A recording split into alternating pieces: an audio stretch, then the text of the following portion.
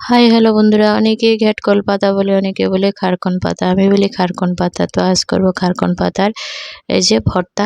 তো খারকন পাতাগুলি ভালো করে ধুয়ে এখন গরম জলে দিয়ে দিচ্ছি একটু লবণ দিয়ে, তারপর একটু ভাপ দিয়ে জলটা ফেলে দেবো। তো পাতাগুলি দেওয়া হয়েছে, তারপর পা গুটিয়ে দিয়ে উল্টিয়ে পাল্টিয়ে দিচ্ছি, ভালো করে মুজিয়ে নিচ্ছি, তাতে করে পেস্টটা ভালো হবে।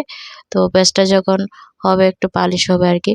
তো সুন্দর করে দেখো পালিশ করে পেস্টটা করে নিয়েছি পাতার পেস্টটা রেডি। এখন কড়াতে অনেকটা পরিমাণ তেল দিয়ে নাড়াচাড়া দিয়ে তেলটা গরম করে নিলাম, দিয়ে দিলাম অনেকটা পরিমাণ পেঁয়াজ কুচি।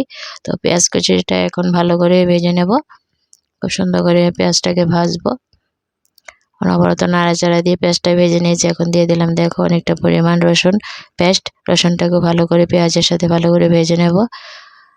তো দেখো ভালো করে ভেজে নিয়েছি।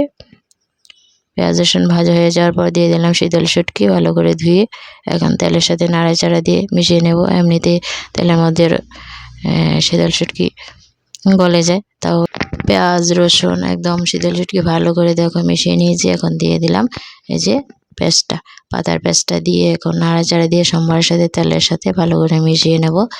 তো খুব সুন্দর করে দেখো নাড়াচাড়া দিয়ে মিশিয়ে নিলাম। দিয়ে দিলাম পরিমাণ মতো হলুদ গুঁড়ো, লঙ্কা গুঁড়ো, লবণ আর কয়েকটা কাঁচা লঙ্কা চিরা। সবগুলি উপকরণ এখন ভালো করে মিশিয়ে নিতে হবে। আর একটু দেখো দেখা যাচ্ছে নরম, এটাকে পুরো শুকিয়ে নেব।